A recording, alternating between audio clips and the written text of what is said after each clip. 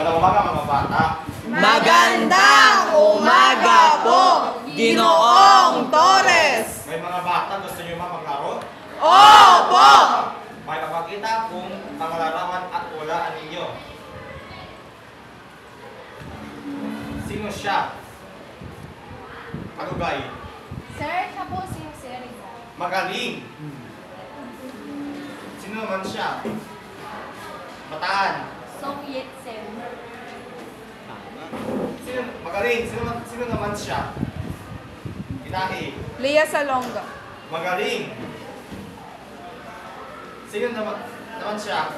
Gabon. Sir Heidelin Diaz po. Very good. At ito, sino siya? Asasyon. Sir, si Efren Batangas. Magaling.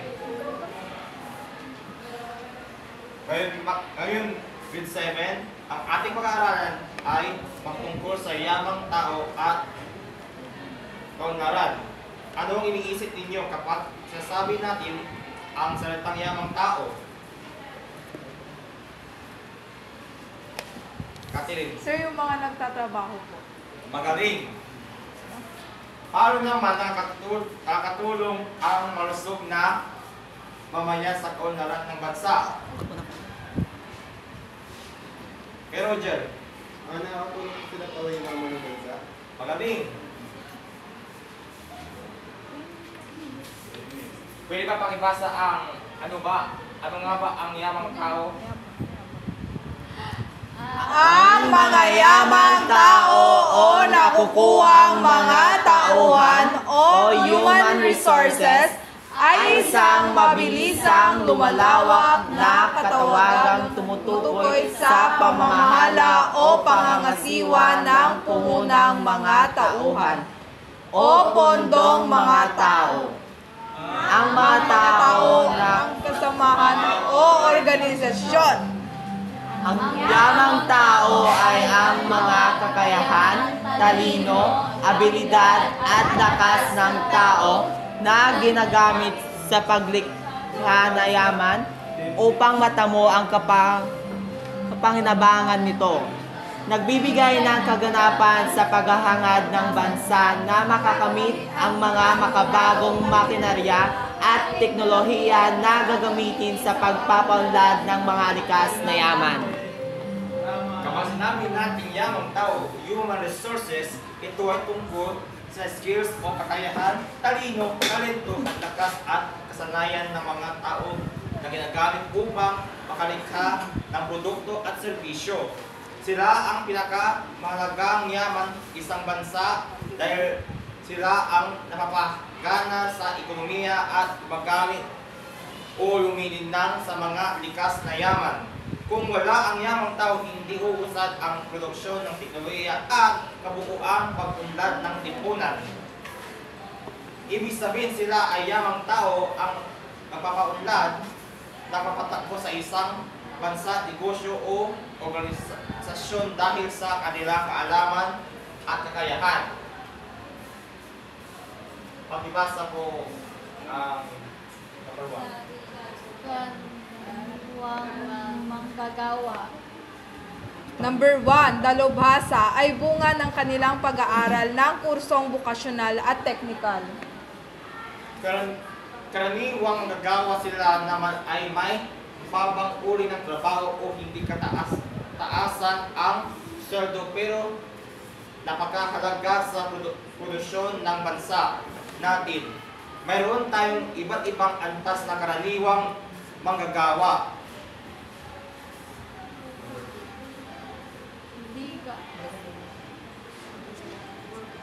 Dalubhasa ay bunga ng kanilang pag-aaral ng kursong bukasyonal at teknikal. Dalubhasa, ito ang mga gagawang nataas ang kasanayan.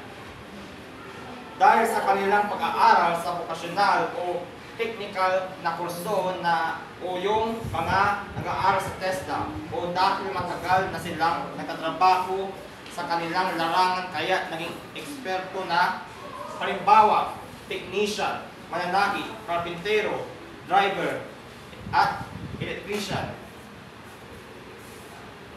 O ipasin number 3. Biga. ay nangangailangan ng maikling panahon para matutunan ang isang gawain. Halimbawa, magsasaka at mangingisda. Di gaanong sanay, sila naman ang mga manggagawang nangangailangan lamang ng maikling panahon ng pagsasanay upang magawa ng trabaho. Halimbawa, magsasaka, mangingisda. Number 3. Walang kasanayan ay mga gawain nila ay kayang gawin ng ibang tao. halimbawa, kaminero, katulong at tindera. Walang kasanayan, ito ang mga manggagawang hindi nangangailangan ng espesyal na kasanayan. Ang kanilang mga gawain ay madaling matutunan ay kayang gawin ng karamihan. Halimbawa, kamimero, katulong at tindera.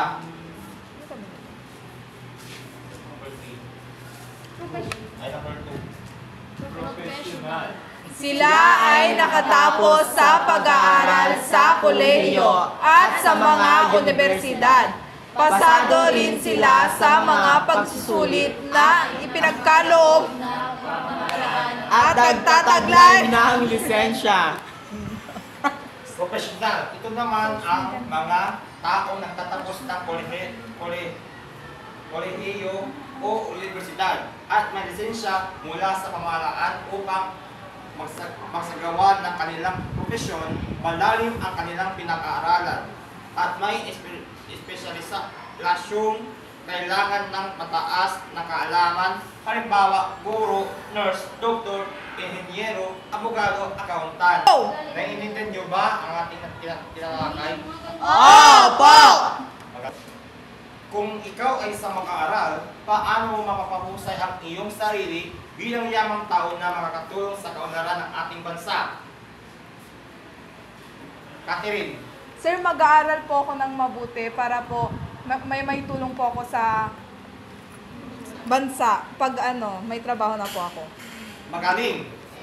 Ano ang maaaring mangyari sa isang bansa kung kulang ito sa mahusay yayamang tao tulad ng guro, doktor at inhinyero? Catherine. Sir, bababa po yung ekonomiya ng bansa. Magaling. Paano nakakapekto ang edukasyon sa kalidad ng yamang tao at sa pag-unlad ng ekonomiya? Catherine. Sir, kung mataas po yung pinag-aralan ng mga tao po sa isang bansa, mataas din po yung kalidad ng trabaho na makukuha nila. Kaya tataas po yung ekonomiya ng bansa. Magaling. Ngayon naman ay may ilan pa akong katanungan kung talagang nakinig kayo.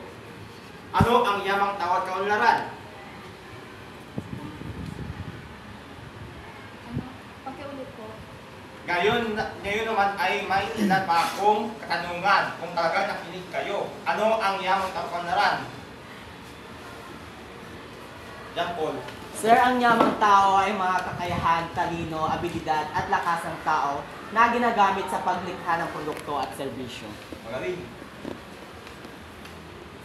Ibigay naman sa akin ang dalawang uri ng yamang tao. Kalugay. Una po ay karaniwang manggagawa at pangalawa ay professional. Magaling. Ngayon naman. Ngayon naman kami handa kung pagsusulit. At sasagutin nyo lamang tama o mali.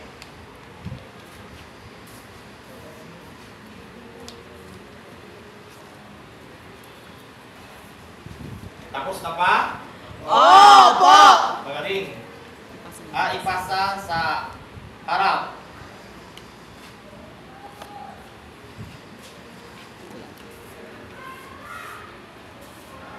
Para lang sa inyong tagang-aralin, gumawa ng isang maikling side tungkol sa kalagaan ng yamang tao. Salamat po. Goodbye, class. Goodbye!